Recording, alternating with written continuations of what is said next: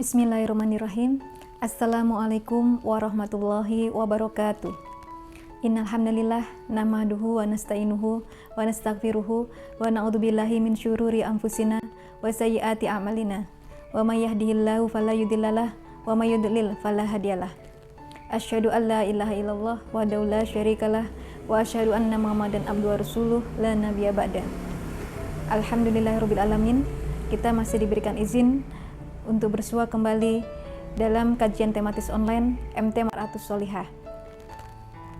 Semoga para jamaah dari MT Mar'atus Sholihah dan pemirsa channel MT Mar'atus Sholihah diberikan keberkahan dan keridhaan dari Allah Subhanahu wa taala. Amin amin ya rabbal alamin. Insyaallah tema kali ini akan membahas tentang Islam mewujudkan toleransi, menghapus kompromi. Akhir-akhir ini kita bisa melihat adanya beberapa peristiwa yang sangat meresahkan kaum muslimin. Salah satunya adalah adanya protes dari Persatuan Gereja Indonesia yang dilayangkan kepada Kementerian Agama. Mereka memprotes tentang ajaran materi PAI di kelas 7 dan 11. Mereka menganggap ajaran dalam PAI tersebut menyinggung keberadaan kitab Injil dan Taurat. Pihak Kemenak pun menanggapi hal tersebut dengan berusaha untuk merevisi ajaran PAI di kelas 7 dan kelas 11.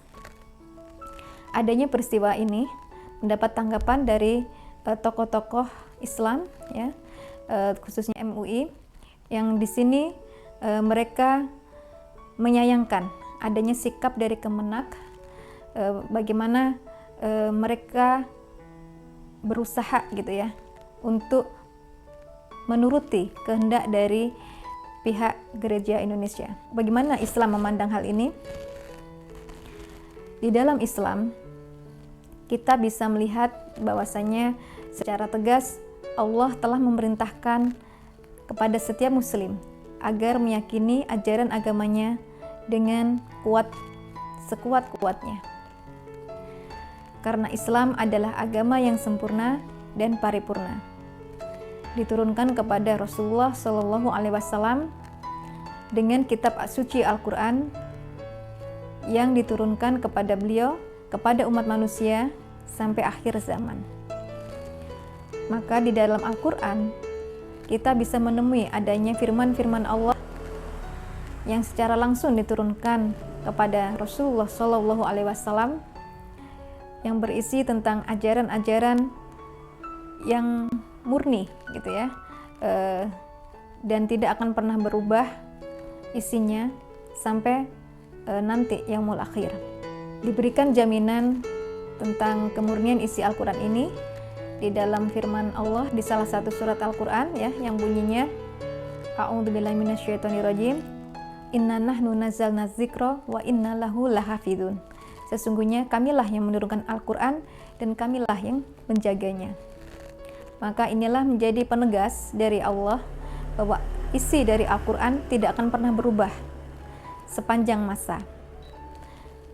Berbeda halnya dengan isi dari 3 kitab yang lain, yaitu kitab Zabur, Taurat, dan Injil. Maka di sini Allah tidak memberikan jaminan terhadap kemurnian isi dari ketiga kitab tersebut. Kaum muslimin hanya diperintahkan untuk meyakini bahwa keberadaan 3 kitab tersebut memang berasal dari Allah. Sementara meyakini kebenarannya itu adalah diharamkan.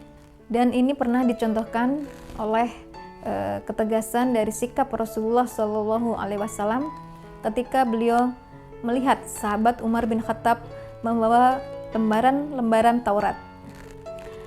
Beliau menegur sahabatnya dengan sikap yang marah gitu ya, dan menegur apakah sahabat Umar tersebut terdapat keraguan ya dengan beliau membawa lembaran-lembaran tersebut. Maka ini membuktikan bahwa di dalam ajaran Islam dilarang seorang muslim untuk meyakini setitik kebenaran ya dari kitab agama lain ataupun ajaran dari agama lain. Maka hal ini menjadi jelas bagi kaum muslimin agar pelarangan adanya sikap sahabat Umar tadi ya itu menjadi teladan buat seluruh kaum muslimin ya agar tidak mengikuti kehendak dari ajaran agama lain ya dengan maksud agar kaum muslimin jauh dari ajaran Islamnya sendiri. Dan ini bukanlah yang didefinisikan sebagai sikap toleransi, tapi ini adalah kompromi.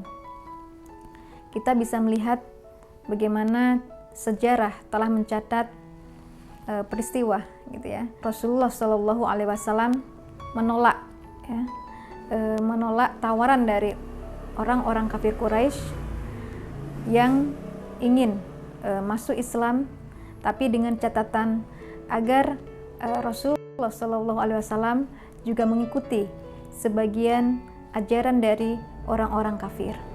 Maka apa jawab Rasulullah?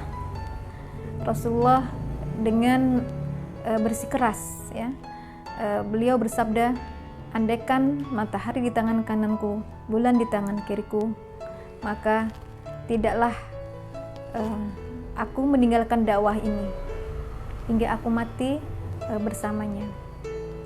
Nah, inilah menjadi sebuah penegasan bahwasanya tidak ada pencampur aduan antara yang hak dengan yang batil untuk mencapai suatu tujuan. Di dalam Islam adanya sesuatu yang hak tetaplah hak dan yang batil tetaplah batil. Tidak ada usaha untuk mencampurkan kedua hal tersebut. Kalaupun tuduhan intoleran disematkan hanya gara-gara kita tidak menuruti kehendak mereka, maka ini juga salah. Karena di dalam Islam toleransi sangatlah dipupuk dengan indahnya. Di dalam Al-Quran surat Al-Kafirun kita bisa melihat Allah berfirman, lakum dinukum waliyadin, bagimu agamamu dan bagiku agamaku. Di situ terdapat penegasan juga gitu ya, bahwa adanya ajaran Islam dengan ajaran umat agama lain adalah berbeda dan tidak boleh saling dicampur adukkan. Sehingga ketika pemeluk agama lain merayakan ibadah atau menjalankan ibadah sesuai dengan aturan agama mereka, maka kita membiarkan mereka untuk menjalani aturan agamanya tersebut. Maka sikap inilah yang dinamakan toleransi. Dan menunjukkan juga bahwa toleransi itu adalah sebuah ketetapan gitu ya terhadap kesikohan kita ya, keteguhan kita terhadap ajaran Islam yang kita yakini. Sebenarnya di dalam Al-Qur'anul Karim Allah telah memberikan penegasan yang secara jelas memerintahkan kepada setiap muslim agar meyakini setiap ajaran Islam dengan seyakin-yakinnya. Tidak boleh ada keraguan di dalamnya. Maka penyebutan orang-orang kafir pun di dalam Al-Quran juga telah termaktub dengan jelas di dalam Quran surat Al-Maidah ayat 73 yang disebutkan di situ, sungguh kafirlah orang-orang yang mengatakan bahwa Allah adalah salah satu dari yang tiga. Nah, ketika penyebutan kafir ini berasal dari Al-Quran, maka tidak sepantasnya kita merasa tidak enak atau kurang percaya gitu ya terhadap sebutan kafir ini kepada orang-orang tertentu. Seorang muslim juga harus meyakini bahwa siapa saja yang menolak ketauhidan dan mengakui bahwasanya Allah itu adalah bisa beranak atau diperanakan, maka dia adalah kafir. Sebagaimana di surat Al-Ikhlas ya, kita sudah sangat familiar ya, di situ disebutkan bahwa Allah tidak beranak dan tidak diperanakan. dan tidak ada seorang pun yang bisa setara dengan Allah. Maka penyebutan kafir di sini adalah definisi yang sangat jelas, ya, yaitu mereka yang tidak mengakui Allah sebagai Tuhan dan juga mempersekutukan Allah, jadi menyembah selain Allah. Nah, ketika kita meyakini bahwa Allah sebagai satu-satunya Tuhan dan mengakui bahwa Rasulullah Shallallahu Alaihi Wasallam sebagai utusannya, maka inilah sebagai bukti kemusliman kita yang harus kita pertahankan sampai ajal menjemput. Dan tidak hanya itu aja, ya. Jadi adanya syahadat yang kita lantunkan ketika kita menjadi seorang muslim, itu harus kita realisasikan amalannya dalam kehidupan keseharian. Karena ajaran Islam adalah ajaran yang tidak hanya mengatur masalah ibadah ruhiyah, tapi juga mengatur masalah peraturan kehidupan yang lainnya.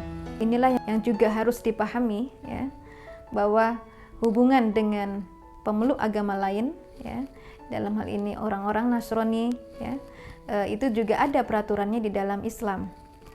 Nah, peraturan yang ada di dalam Islam, ya, itu ketika kita bergaul dengan mereka, ya, dengan orang-orang yang selain Islam, itu adalah toleransi. Toleransi di sini adalah membiarkan mereka menjalankan ibadah sesuai dengan aturan agamanya dan tidak mengganggu ketika mereka menjalankan ibadah sesuai dengan aturan agamanya. Nah, sifat toleransi sangat dipupuk dengan indahnya di dalam Islam. Tertulis di dalam surat Al-Kafirun, A'udzubillahi minasyaitonirrajim, lakum dinukum waliyadin, bagimu agamamu dan bagiku agamaku. Inilah yang menjadi sebuah ketegasan, ya, bahwa Islam sangat mengakui adanya toleransi, tapi bukan kompromi.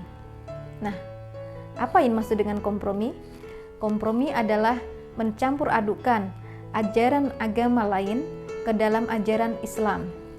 Nah, ini sangat tidak dibenarkan, karena kita bisa melihat contoh yang dari sahabat Umar tadi, ya, bagaimana Rasulullah telah marah ketika sahabat Umar membawa lembaran-lembaran Taurat.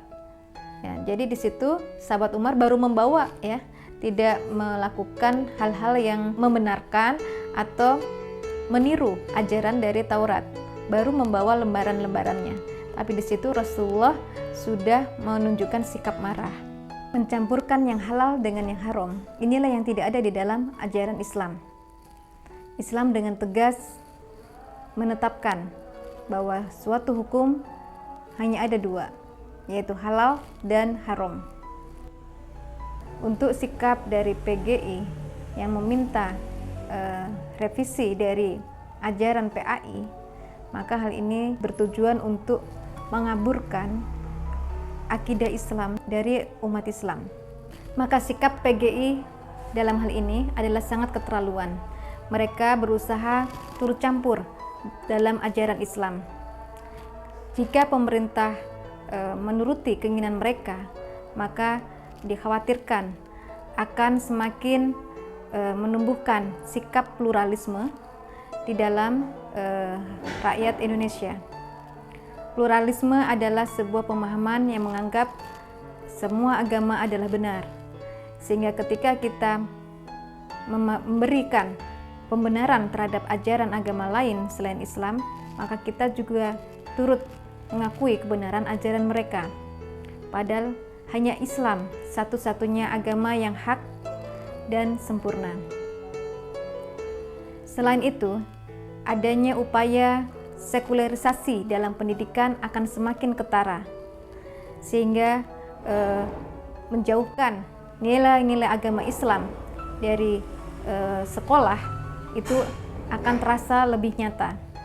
Maka ini harus dicegah, karena Islam mengajarkan bahwa nilai-nilai Islam tidak hanya dilakukan dalam skup keluarga atau privat, tapi juga dilakukan dalam lingkup masyarakat dan negara. sehingga jelas bahwa di dalam sikap yang harus ditumbuhkan dari seorang muslim adalah sikap toleransi dan menolak adanya kompromi. Semoga kita sebagai seorang muslim tetap memegang teguh ajaran Islam sampai akhir hayat dan menolak setiap kompromi yang berusaha mereka tawarkan kepada muslim dalam segala cara. Akhirnya, mungkin itu aja yang bisa saya sampaikan dalam materi kajian online kali ini. Selaku pembicara, saya mohon maaf atas kekurangan dalam penyampaian materi. Kebenaran hanyalah milik Allah. Semoga apa yang kita lakukan dalam mengkaji Islam membuahkan pahala di sisi Allah Subhanahu wa taala. Akhirul kalam. Wabillahi taufik wal hidayah. Wassalamualaikum warahmatullahi wabarakatuh.